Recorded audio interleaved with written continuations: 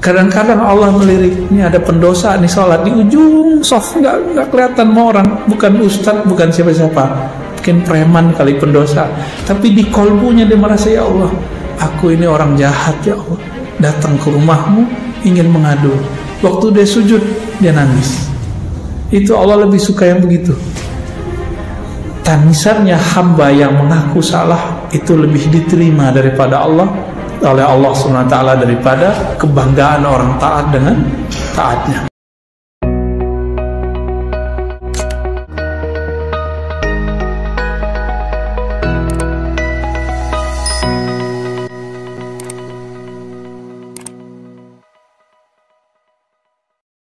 Ridhonya orang yang taat tidak merasa suci, tidak merasa sempurna, merasakan bahwa ya Rabb, ini ibadah anugerah darimu.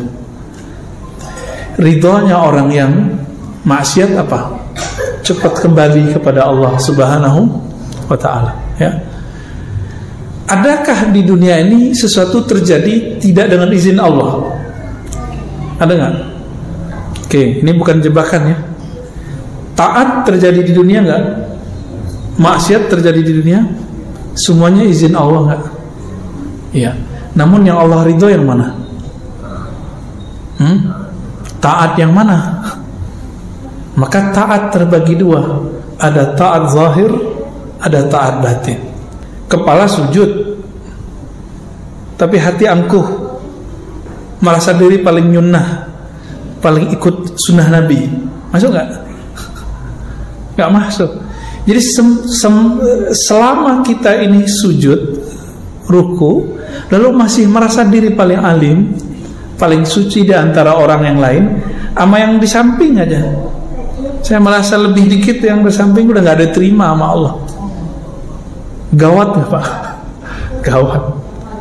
Kadang-kadang Allah melirik, ini ada pendosa nih sholat di ujung soft, nggak kelihatan sama orang, bukan ustadz, bukan siapa-siapa, mungkin preman kali pendosa, tapi di kolbunya dia merasa, ya Allah, aku ini orang jahat, ya Allah, datang ke rumahmu ingin mengadu. Waktu dia sujud dia nangis. Itu Allah lebih suka yang begitu.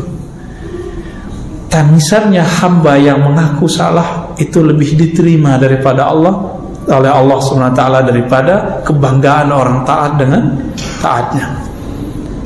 Jadi taatnya kolbu apa? Memandang bahwa taatnya adalah hadiah dari Allah SWT. Ini saya sering ulang-ulang supaya tidak hilang dari alam bawah sadar kita.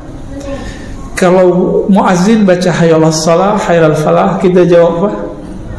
La haula wala quwwata. Ayo salat. Jawabannya tiada daya untuk takbir, untuk sujud, untuk ruku kecuali dengan izin Allah.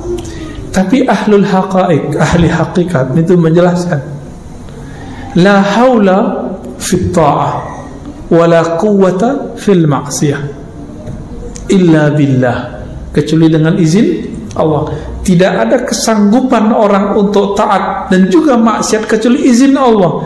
Masalahnya ketika taat kolbunya ngapain? Setelah maksiat kolbunya ngapain? Ini Allah pandang cuma kolbu, ya. Oleh karena itu, sahabat-sahabat yang makan Allah, jangan terlalu girang dengan amalan yang kita dapat, tapi jangan putus asa juga dengan maksiat yang kita pernah lalui, ya. Semuanya Allah yang atur. Kita ini dibuat pernah maksiat biar enggak merasa paling suci di antara manusia. Ini bapak-bapak yang merasa suci ini, itu suatu saat Allah akan lempar ke dunia hitam. Kalau Allah sayang, dilempar nanti ditarik. Ketika ditarik, bentar-bentar nangis, bentar-bentar tersentuh. Setiap kali melihat orang bermaksiat, dia nggak menghakimi orang, dia wah, saya juga begitu, mungkin saya lebih hina daripada orang itu. Ini Pak rahasianya. Maka seorang yang sudah begini, baru dia masuk ke ranah namanya radiyah, mardiyah, jiwa yang ridho. Jadi jiwa yang ridho sumbernya di kolbu, kolbunya sudah beres, Walaupun jiwanya masih belum beres, nggak apa-apa, kolbunya yang penting beres, Pak.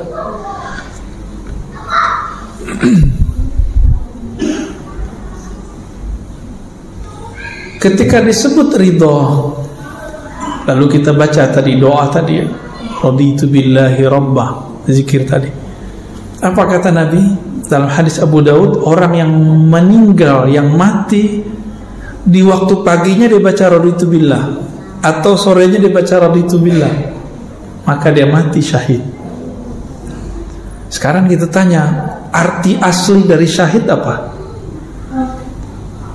Syahidayash hadu, menyaksikan. Apa yang dia saksikan? Perbuatan Allah Subhanahu wa ta'ala. Karena dia tahu Allah yang berbuat, dia ridho, maka dia disebut syahid. Itu arti mati syahid, Pak. Kenapa para pejuang itu kalau kegores badannya dia senang, Pak, girang, rohaninya girang. Ketusuk badannya sakit, tapi kolbunya bersyukur kepada Allah. Itu kalau dia jihad dengan kolbunya, dengan ruhnya. Maka nanti para syuhada disebutkan dalam Sahih Bukhari dan Muslim, jika dia mati, dia minta dihidupkan lagi. Ya Rabb, hidupkan aku, ahyini. Jika aku hidup, matikan lagi Allah dengan syuhada. Hidup lagi, mati lagi, hidup lagi, mati lagi. Jadi kecanduan. Jadi para syuhadanya ada kecanduan. Ketika ditusuk mati itu dia merasa bahagia. Inilah yang disebut oleh Allah Ta'ala, bal ahya'un inda rabbihim yurzakun. Mereka hidup di sisi Allah. Kenapa? Karena mereka ridho. Jadi kalau mau jadi pejuang di akhir zaman, belajar ridho, Pak. Ini berpecah-pecah dikit, tersinggung dikit, baper, ya. Enggak, orang ridho itu di atas sabar. Maka Imam Ibnu Abi Bakar Ar-Razi mengatakan apa? Jika kamu tidak sanggup ridho, sabar aja. Berarti sabar di bawah ridho.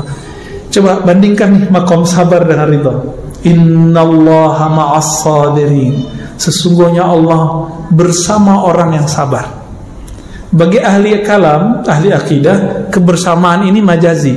Tapi bagi ahli hakikat, ahli qalbu, ahli rohani, ini ma'iyyah hakikiyah, kebersamaan hakiki. Allah benar-benar membersamai orang sabar. Sabar di atasnya sabar ada ridho. Kebayang, jika orang sabar bersama dengan Allah, kira-kira orang ridho bagaimana dengan Allah? Kebayang ya? Orang sabar itu punya backup. Kalau kita nih misalnya di backup oleh jenderal ini, preman itu, tapi belum tentu kan backup itu Allah, orang itu sayang sama kita kan, belum tentu. Tapi kalau ridho, di atasnya sabar, backupnya abadi. Kalau sabar ada batasnya, kalau ridho unlimited. Inilah kalamnya Sayyidina Nabi SAW.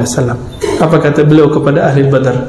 Ya'malu ma syi'tum fa innallaha qad ghafara lakum. Hai sahabatku ahli Badar, kekasih-kekasih Allah, 313 orang melawan ribuan orang. Mereka ridho, enggak satu pun mengeluh. Ingat, enggak satu pun mengeluh. Karena mereka ridho, ya Rabb, kami ridho. Walaupun musuh 1 juta pun kami ridho. Cuma 313, Pak. Jangan dikira waktu kafir Quraisy perang itu nggak ada jin yang ikut. Banyak jin ikut. Jin-jin kafir pada ikut. Jumlah orang Islam cuma 313. Akal kita, maka beragama jangan hanya pakai logika biasa, harus pakai rasionalitas tingkat nabi, tingkat wahli. Matematika kita biasa, 1 tambah 1 2. Tapi kalau matematika kenabian, kewalian, nggak begitu. 1 orang bisa jadi kekuatannya ada dalam dirinya sama dengan 1000 orang. Masih ingat kisahnya Sayyidina Umar diminta oleh gubernur Amr bin Al-As, minta 4000 prajurit, yang dikirim cuma 4. Masih ingat?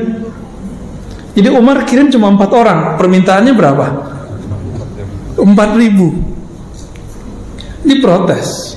Si gubernur bilang, wahai Amirul Mukminin, saya nggak main-main. Saya minta 4.000, ente kasih 4 orang. Ini main-main ini. Umar kirim lagi. Kamu nggak tahu, 1 orang yang saya kirim itu spirit yang ada dalam dirinya sama dengan 1.000 orang. Nah, ini yang mau dicari ini. Ini kekuatannya bukan di mulut, bukan di takbir-takbiran mulu, Pak, ya.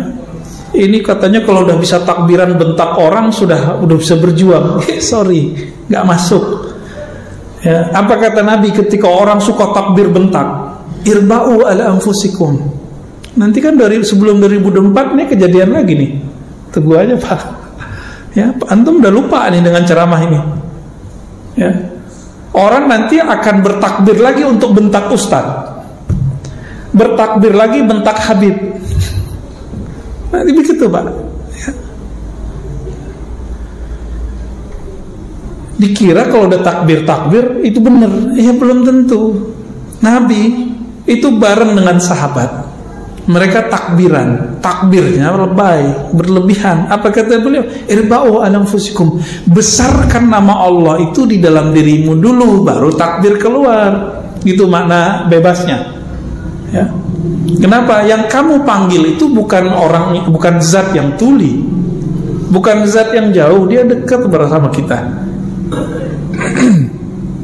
Nah, kembali ke hadis Al-Badr tadi 313. Karena mereka awalnya ridho, lalu kemudian Allah pun ridho. Apa kata Nabi? Udah, kalian bebas mau ngapain, Allah telah ampuni kalian. Maka di antara Ahlul Badar itu ada yang tetap taat, ada yang hari ini taat, besok maksiat, besok taat, begitu terus. Karena nggak ada jaminan kita tobat hari ini besok nggak dosa. Jadi kecanduan taubat wajib, jangan kecanduan maksiat. Jadi taubat nasuha bukan sekali, taubat nasuha berkali-kali. Oh, saya ntar aja ditaubat. Bukan begitu. Taubat itu berkali-kali. Besok saya maksiat lagi. Niat apa enggak? Kalau antum niat baru main-main namanya. Yang penting hari ini kita enggak niat. Itu baru disebut taubat. Ya Allah, saya niat enggak maksiat lagi besok. Itu taubat namanya. Tapi besok niatnya taubat lagi gitu, ya. Maka ada sahabat yang kecanduan minum khamar,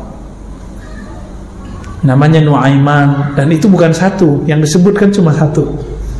Biasa hukum syariat berlaku, dijilid, dipukul 40, 80. Apa kata orang ke Sayyidina Umar? Nabi sudah wafat, Abu Bakar sudah wafat.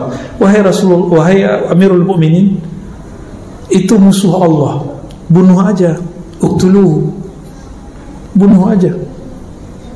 Berarti di zaman Sayyidina Umar ada orang-orang yang suka berdarah-darah, bener gak? Suka membunuh orang. Kalau ngeliat pemaksiat, wah ini pemaksiat nih, harus kita bantai nih. Halal darahnya. Udah ada di zaman Umar. Apalagi hari ini, Pak. Hari ini lebih dahsyat. Orang haus darah, zombie tapi berkopiah. Zombie berserban hari ini. Ngomongnya darah aja ya, kafir, bid'ah, serem, Pak. Udah darurat begini nih. Tapi Allah masih sayang sama kita. Arab udah hancur kan. Yaman banyak nih mahasiswa Yaman udah pulang. Saya ketemu juga kawan-kawan di Eropa, dia asli Yaman, gak mau balik lagi. Apalagi Saudi yang nyerang Houthi Yaman, Irak udah hancur, Syam udah hancur. Sisa Turki bukan Arab, Pak. Turki itu bukan orang Arab, ya. Turki itu punya nostalgia zaman Khilafah Utsmaniyah, tapi sebenarnya nggak berdaya juga. Gertakan aja yang kuat. Saya kalau ceritain persoalan Turki kan pada nggak percaya ntar. Ya, banyak masalah sebenarnya. Berita yang kita dengar itu kan cuma separuh aja. Ya, yang sebenarnya kita nggak dengar, Pak.